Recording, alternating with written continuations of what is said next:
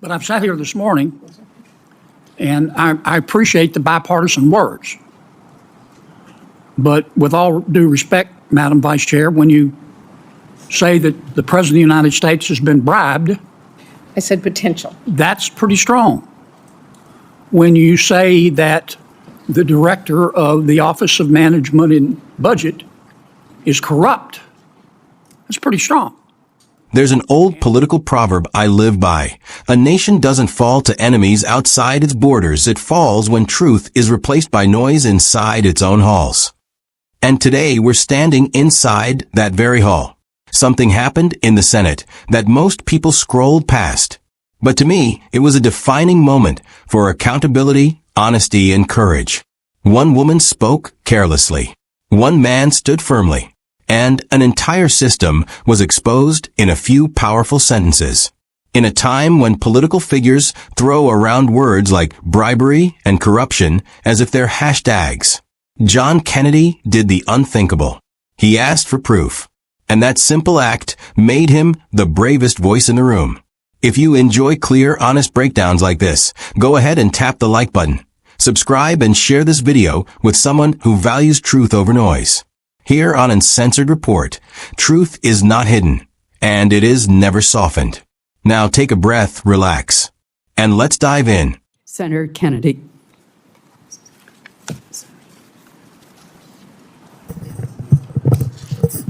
Thank you. Thank you, Madam Chair. I don't really have a dog in this hunt. I think, like Senator McConnell, we ought to be driven by the numbers.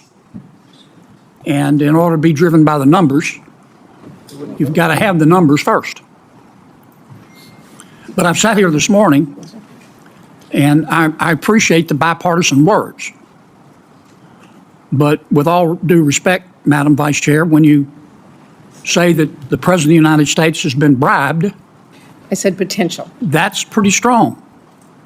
When you say that the director of the Office of Management and Budget is corrupt, that's pretty strong.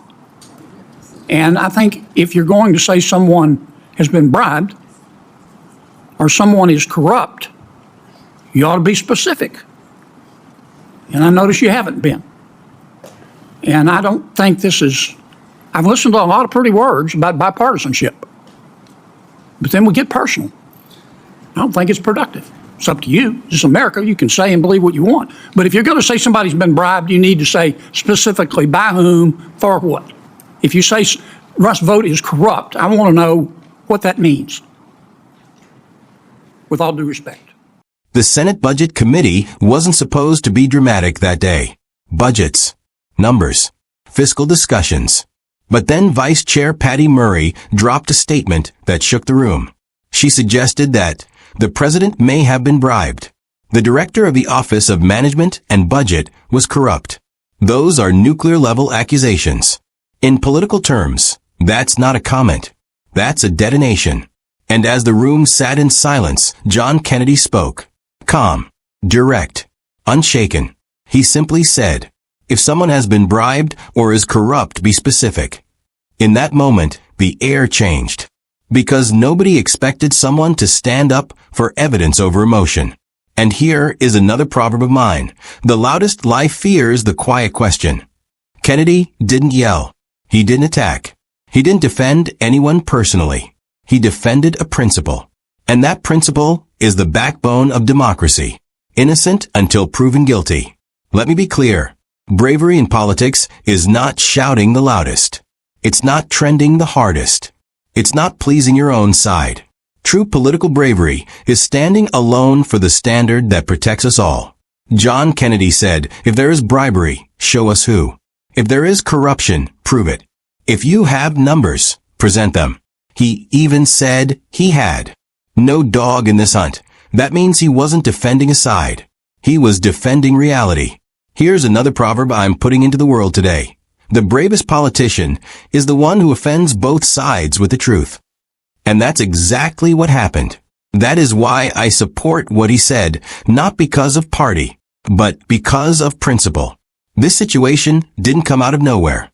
Modern politics is driven by headlines, sound bites, viral moments, Emotional reaction. Facts take time. Accusations take seconds. So what happened here was predictable. Instead of, here is the evidence, it became, well, I believe, but belief is not proof. And in a court of law, in a nation of laws, and in a system meant to be fair, belief without proof is just a story. And stories can destroy lives. Another political proverb I stand on, when facts are optional, truth becomes a victim. Kennedy protected truth in that moment. And most people didn't even realize they were watching it happen. Here is what I believe should change, fully, clearly, unapologetically. No public official should accuse another of a crime without evidence ready. Evidence must be presented immediately, not later. Media must stop amplifying accusations without verification. We need a national return to proof before judgment. And more importantly, people like us need to keep demanding the standard stay high. Because once that standard disappears, anyone can be accused of anything. And that is when democracy becomes chaos. Another proverb, straight from me to you. A broken standard today becomes a broken nation tomorrow. Now, let me hear from you. Do you think serious accusations should require serious proof? Type in the comments. Proof before noise. Tell me your thoughts. Share your opinion. Debate respectfully. And if you believe in accountability, like this video, subscribe to Uncensored Report. Share this with someone who values truth, because this channel is more than content. It's a community where truth is not hidden and where silence is not an option. Conclusion.